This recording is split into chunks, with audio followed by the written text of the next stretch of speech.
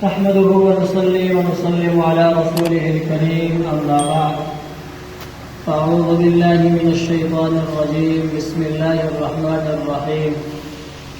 إنما المؤمنون إخوة فأصلحوا بين أخويكم واتقوا الله لعلكم ترحمون۔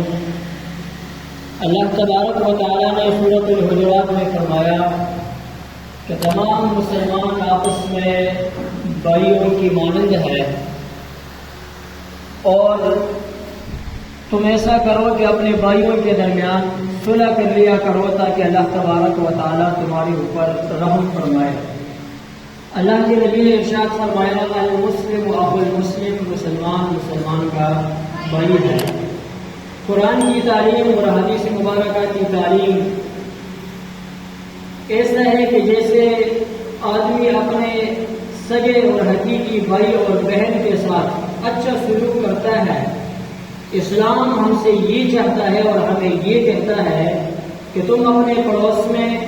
اپنے گھر میں چچا زاد اور اپنے شہر میں رہتے ہوئے تمام مسلمانوں کو اپنے بھائیوں جیسا سمجھو،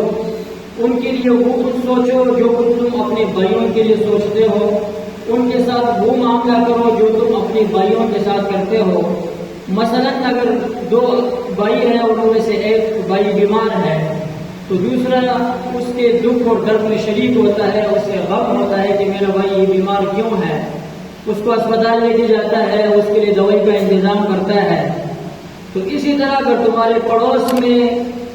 کسی اور خاندان کا، کسی اور قوم کا کوئی مسلمان بیمار ہے تو یہی دکھ درد تمہارے اس کے لیے بھی ہونا چاہیے،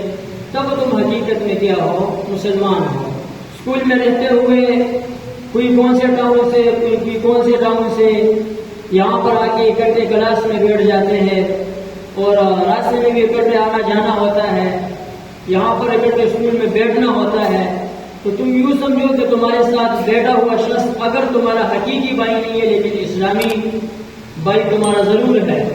اور ساتھ بیٹھے ہوئے بہن وہ تمہاری حقیقی بہن اگر نہیں ہے تو وہ تمہاری اسلامی بہن ضرور ہے۔ تو تم یہ سوچا کرو کہ تمہارے بھائی میں اگر کوئی چیز گم ہوتا ہے تو تمہیں اس کا درد ہوتا ہے کہ اس کا یہ چیز گم نہیں ہونا چاہیے، کسی کا پینسل ہے، کسی کا بک ہے، کسی کی کاپی ہے، تو یہ سمجھو کہ تمہارے اپنے بھائی کی یہ کاپی ہے، یہ پینسل ہے، یہ بک ہے، اور ان کے لائف میں ہر چیز کی تمہیں حفاظت کرو، ایسا سمجھو کہ تمہارے اپنے بھائی کا ہے۔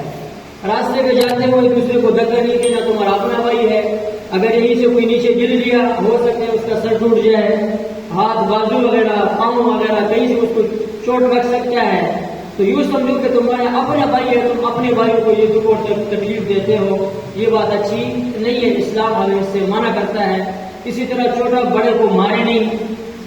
اور اونچی آواز سے ان کو بات نہ کرے، ان کو گالی گلوچ بھی نہ دے، تو یہ چیزیں ہمیں اسلام سکھاتا ہے کہ تم جب ایک معاشرے میں رہتے ہو تو تم ایک جسم کی مانند ہو، اور تم آپس میں